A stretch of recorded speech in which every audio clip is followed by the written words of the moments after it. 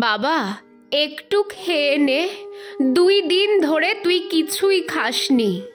মায়ের অসহায় কণ্ঠস্বর ছেলের কাছে আরতি জানাচ্ছে। দেখো মা, আমি তো বলেছিলাম উচ্চ মাধ্যমিক পরীক্ষার পরে আমার সেকেন্ড হ্যান্ড বাইক চাই। বাবা প্রতিশ্রুতি দিয়েছিলেন। আজ আমার শেষ পরীক্ষা, তুমি দিদিকে বলে দিও আমি পরীক্ষা কেন্দ্র থেকে বেরোতেই যেন টাকা নিয়ে বাইরে দাঁড়িয়ে থাকে। আমার বন্ধুর পুরনো বাইক আজই নিতে হবে।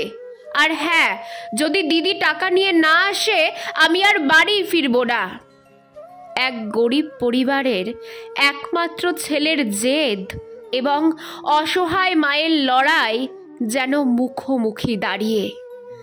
বাবা তোর বাইক কিনে দিতেই চেয়েছিল, কিন্তু মাসখানেক আগে একটা দুর্ঘটনা।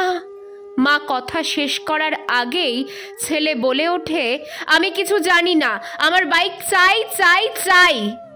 এ কথা বলেই মোহন তার মা বাবাকে অভাবের গভীরে ফেলে রেখে বাড়ি ছেড়ে বেরিয়ে যায়।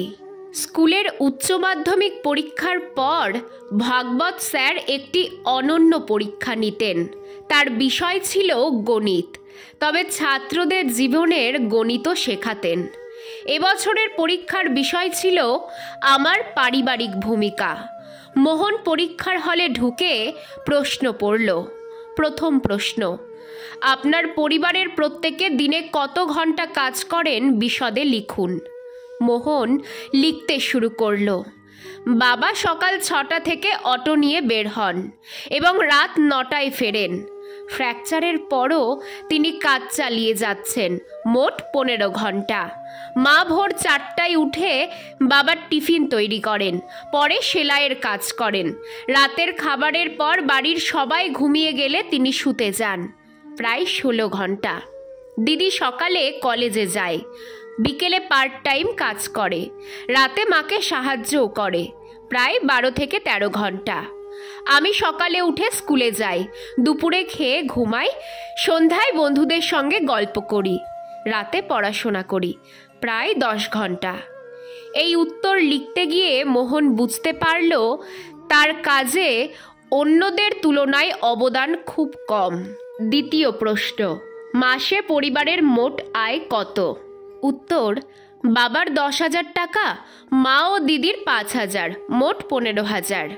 তৃতীয় প্রশ্ন, আপনার মোবাইল রিচার্জ প্ল্যান, পছন্দের 3টি সিরিয়ালের নাম এবং শহরের সিনেমা হলের নাম লিখুন।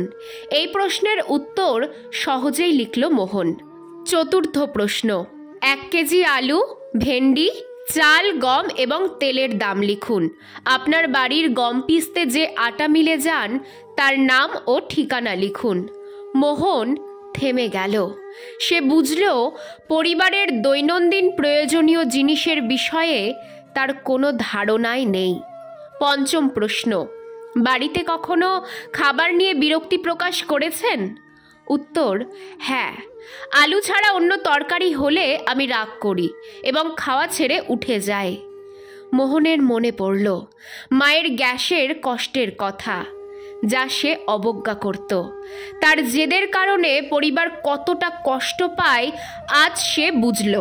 ষষ্ঠ প্রশ্ন, আপনার পরিবারের প্রতি আপনার সর্বশেষ জেদের কথা লিখুন। মোহন উত্তর লিখল, বাইক কেনার জন্য আমি 2 দিন খাওয়া বন্ধ করেছি, বলেছি টাকা না দিলে বাড়ি ফিরব না। পরবর্তী প্রশ্নের উত্তর লিখতে গিয়ে মোহনের চোখ ভিজে গেল। তার মধ্যে ধীরে ধীরে পরিবর্তন আসতে লাগলো। শেষ প্রশ্ন, এই ছুটিতে কিভাবে পরিবারের দায়িত্ব পালন করবেন? এ প্রশ্নে তার কলম থেমে গেল। উত্তর না লিখে সে ভাবল এ প্রশ্নের উত্তর তাকে জীবনে প্রয়োগ করতে হবে। পরীক্ষা শেষে দিদি বাইরের গেটে দাঁড়িয়ে, এই নে 8,000 টাকা, মাকে বলেছিস বাইক না পেলে বাড়ি ফিরবি না? তাই মা বাবা মিলে টাকা জোগাড় করেছেন। মোহন বলল, কোথা থেকে এই টাকা এলো? দিদি উত্তর দিল, আমার আগাম বেতন, মায়ের সেলাইয়ের কাজ থেকে ধার আর পকেট মানির জমানো টাকা থেকে। বন্ধু বাইক নিয়ে হাজির হলো। মোহন বাইকের দিকে তাকালো এবং বলল, দোস্ত, বাইক অন্যকে দিয়ে দে, এখন আমার দরকার নেই। বাড়ি ফিরে মা বাবাকে বলল, সরি মা, এখন থেকে বাবা অটো চালাবেন না, আমি চালাবো। আর আজ রাতে সবাই মিলে পছন্দের খাবার খাবো। মায়ের চোখ ভিজে গেল। ভাগবত স্যার বাড়িতে ঢুকে বললেন, মোহন, তুমি পরীক্ষায় সবার আগে, জীবনের সবচেয়ে গুরুত্বপূর্ণ পাঠ তুমি আজ শিখলে। মোহন বলল, স্যার, এই পাঠ সারা জীবন মনে রাখব। এই গল্পটি জীবনের গুরুত্বপূর্ণ মূল্যবোধ বোঝায়। ছেলে মেয়েদের এই গল্প পড়ার সুযোগ দিন, কারণ এটি তাদের জীবনের দায়িত্ব ও সম্পর্কের গুরুত্ব শিখতে সাহায্য করবে।